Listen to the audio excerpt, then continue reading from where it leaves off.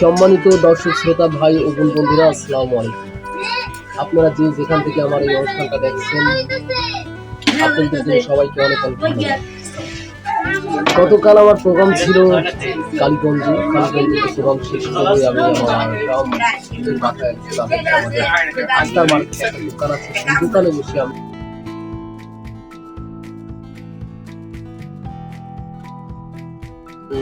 মজা করছি স্বর্ণকারের সাথে, আক্তার ভাইয়ের সাথে, তারপরে আমার ছোট হোক আর বড় হোক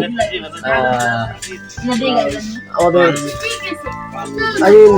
মিসেস কব কি আইমিন কব, আমি কথা বুঝতে আসছি না, গলাটা বসিয়ে গেছে, বাবা আছে, তাদের সাথে আমি একটু সময় দিচ্ছি। আপনাকে একটু বড় জুমার নামাজ হবে, নামাজের শেষে দোকানে বসবো, মোটামুটি করবো।